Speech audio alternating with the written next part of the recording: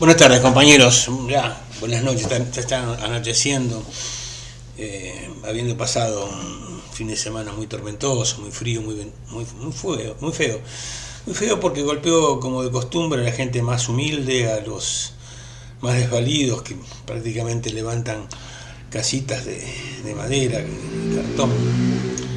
Y nos duele esto. Pues no es la Argentina que queremos, no es la Argentina que queremos, ni mucho menos la Argentina que soñamos hace en nuestra juventud, ¿no? Y desde ese punto de vista tenemos que decir que no es que hemos sido derrotados como generación, la nuestra digo, ¿no? Sino que ha sido derrotada la Argentina frente a los poderes fácticos, frente a la oligarquía, frente al imperialismo, y también hemos sido derrotados internamente, culturalmente. Hoy se cumple el aniversario de la caída de la cúpula del Partido Revolucionario de los Trabajadores y el Ejército Revolucionario del Pueblo, en la figura de Mario Alberto Santucho, Urteaga, Mena y algunos otros compañeros cuyo nombre no recuerdo, primero porque yo no militaba ahí, pese a que tenía muchísimos amigos y compañeros ahí, pese a que me habían invitado a integrarme a la organización alguna vez.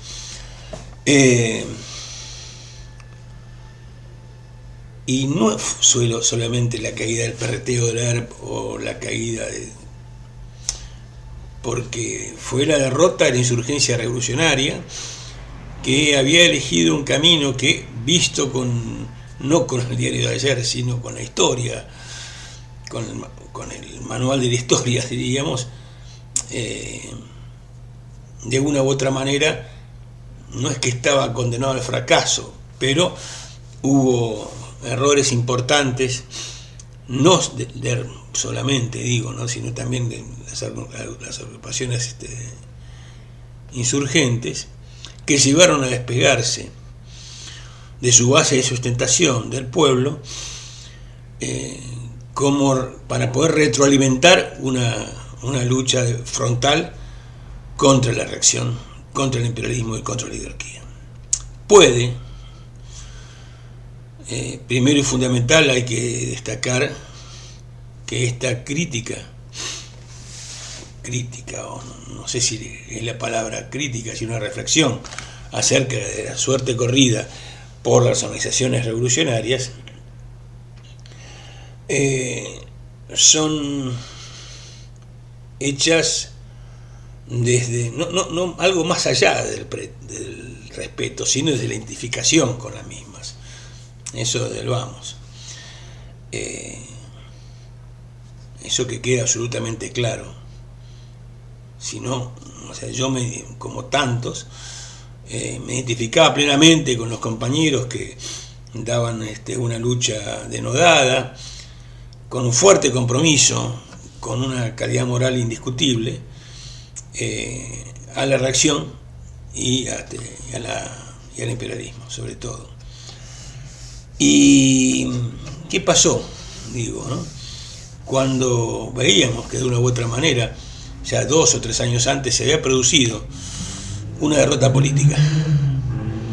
Y de las derrotas políticas a las derrotas militares es un solo paso, porque quizás la derrota de mi generación y la insurgencia revolucionaria se produjo de no haber entendido el momento que estamos atravesando, que quizás no era el de la gran revolución socialista, sino que era el de un camino de profundizar una vía una vía nacional, una vía revolucionaria, una vía que quizás era la de las reformas, quizás, y digo quizás, subrayándolo, porque sucede que la reacción, sucede que en aquel momento la derecha, de las burocracias partidarias, las burocracias sindicales y la derecha englobada no admitían ni siquiera la más mínima reforma y nos habían condenado a la aniquilación y a la sumisión. Y era muy difícil en ese momento no solamente ya dar marcha atrás, sino plantearse una estrategia que realmente permita una batalla política. porque aquellos que quisieron dar la batalla política, bueno, se estaban enfrentando directamente a la muerte y a la condena a muerte, expresamente hecho por las 3A, ¿no? Había alguna diferencia, digo, entre las posturas de los compañeros del PRT y de algunos otros compañeros, digo, de organizaciones peronistas. Sí, quizás sí, pero puede que en aquel entonces parecían abismales, sí, pueden parecer hasta formales. Y también hay que dar otra mirada, hay que irse de las fronteras argentinas y pensar que la insurgencia revolucionaria, el foquismo en realidad, comenzó su derrota con la caída del Che, o con la caída de Marighella en Brasil, o con el fracaso de otras organizaciones revolucionarias en Venezuela en su momento, en Perú, en Colombia. Hay que dar esa mirada, y no porque condenemos la vía armada por sí misma, sino porque yo creo, fundamentalmente creo, que siempre, en algún momento, el hecho violento, sea como defensa de la agresión, o como ponerle un freno fuerte a la reacción, diríamos que aquello de que la violencia es la partera de la historia, está siempre presente.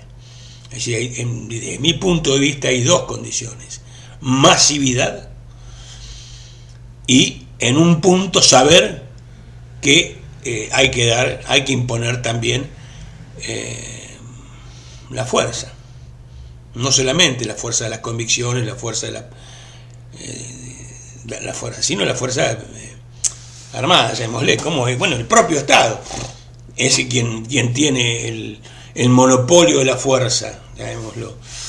El tema es otro, es cómo la masividad nos legitima esa fuerza. No quiero ser insistente, ¿no? Pero muchas veces recuerdo aquella película, La batalla de Argelia, en la cual los compañeros argelinos que estaban combatiendo por su independencia nacional, a partir de una profunda ligazón con sus bases, con la popularidad que tenían el Frente de Liberación Argelina, llegaban a cazar, oraban como fuerza estatal, intervenían celebrando matrimonios y también ejerciendo justicia hasta llegar a ejecutar a narcotraficantes. Esa era el nivel de integración profunda con el pueblo. Cuando nuestros revolucionarios, tenemos que ir hasta 1810, nuestros revolucionarios también ejercieron la violencia. Castelli iba fundando escuelas y fusilando contrarrevolucionarios junto a Belgrano, sobre la base de la legitimidad que le daba no solamente sus convicciones, sino el apoyo popular. Y en un momento dado que no tenía demasiado popular, pero pudo avanzar. Y digo, ¿no te fuiste un poco al carajo, Bonato, analizando a Santucho y te fuiste 200 años atrás, te fuiste a Argelia? No, porque yo creo, contra lo que algunos pienso que la revolución, ese sueño eterno, termina, en algún momento tiene que tener vigencia. Tiene vigencia porque las condiciones objetivas, las condiciones materiales, las condiciones mundiales, hoy por hoy mundiales, insisto en los mundiales, necesitan una revolución de fondo. Y esas revoluciones que responden a ciertas oleadas. Se dice, que leí hace poquito una excelente nota que publicó Tito Plaza y otros compañeros, que hablaba de las revoluciones nacionales, los movimientos nacionales, de las revoluciones nacionales. Y yo me permito, si bien comparto, porque lo decía, me permito disentir un tanto, en el sentido que las revoluciones nacionales corresponden a oleadas que son internacionales. El movimiento de la independencia de las colonias africanas del tercer mundo a partir de la Segunda Guerra Mundial fue un movimiento internacional, y fue un movimiento internacional coordinado no solamente por algunos países del tercer mundo, sino también apoyado por el bloque socialista de entonces, fue apoyado por la extinta Unión Soviética, fue apoyado por China. Y no tenemos miedo a la palabra, y tiene que ver con lo que voy a decir también de reivindicarlo en este sentido Santucho, y como otros compañeros también, ¿no? Tiene que ver con la concepción guevarista de combatiente internacional, que esa era, como fue en su momento, digo, Guevara, vamos, que lo dijo claramente. El propio Chávez decía, es necesario refundar una quinta internacional, decía, claro, una quinta internacional de los movimientos, también lo escuché en un Zoom hace poquito, una internacional de los nacionales, de los movimientos nacionales, hoy. Claro, no vamos a repetir viejos errores, ¿no es cierto? Nadie dice una internacional en la cual se baje la línea, que todo el mundo tenga que aceptarla, y no importa lo que se diga, los intereses propios, la lectura propia de las realidades nacionales, como muy bien lo decía Mariátegui, la Mauta, que el socialismo tenía que leer la realidad latinoamericana y de ahí, con esa cosa indigenista, con indigenista ojo al piojo, no el indigenismo medio light o inventado, sino con la cosa de esa realidad masiva, enormemente masiva, que tenían la impronta de las civilizaciones autóctonas en Perú y en Chile, cosa que nosotros no teníamos, ¿no es cierto? Nosotros teníamos sociedades de recolectores, cazadores, dispersos en la pampa, numéricamente muy poco significativos inclusive. Pero volviendo al tema de la caída de Santucho, que me obra un poco disparador de reflexión acerca de toda la situación de aquellos años y cómo estamos en el hoy, yo también lo que digo es que el imperialismo es internacionalista, porque el imperialismo coordina perfectamente. Los fondos buitres, como muy bien dijo Cristina el otro día, han coordinado todo un plan continental de sometimiento con la guerra judicial. Le inventaron cosas a Lula, a Rafael Correa, a Evo, bueno, directamente también. Y los bloqueos también se multiplica el bloqueo a Cuba, se multiplica el bloqueo a Venezuela. Haití, la intervención en Haití, con el asesinato de Haití, fue coordinada en Norteamérica. Entonces no podemos decir, no, nosotros somos nacionalistas y no, tenemos que tener una mirada global y tenemos que tener una coordinación global, como en su momento fue el foro de San Pablo, que fue muy light, iba todo ahí, una cosa muy, desde la ecología hasta esto, el otro, pero bueno, tenemos que tener una mirada internacionalista, obviamente que no tan estricta como la del compañero Santucho, digo, en ese punto de vista, no sé, no lo conocí prácticamente no he leído nada de lo que él ha escrito, pero sí los compañeros saben, uno lee los textos de Santucho, o también los textos montoneros de aquel entonces, y que no condicen no solamente con la realidad de hoy, sino que también no condicen con la realidad de ayer. Los montoneros, que también fueron combatientes internacionalistas, porque los montoneros combatieron en el Líbano y combatieron en Nicaragua y hicieron bien en hacerlo. Pero estos compañeros, digo, uno lee los textos de aquel momento y los compara con él y digo, bueno, había algo que estaba mal.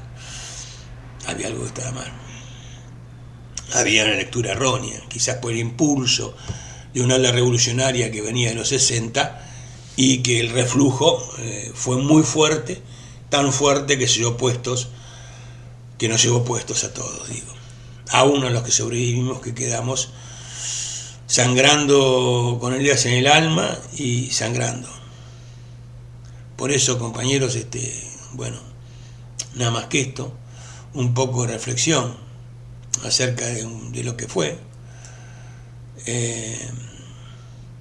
y no tenemos que, y de ese punto de vista hay que decirlo con claridad meridiana, los estigmas hay que dejarlos de lado por completo, porque siguen pesando los estigmas acerca de los compañeros caídos durante la represión. A mí me costó mucho defenderlos. Me costó demasiado. Y me sigue costando. Rompí amistades en defensa de los compañeros asesinados. Que tengan ustedes buenas tardes.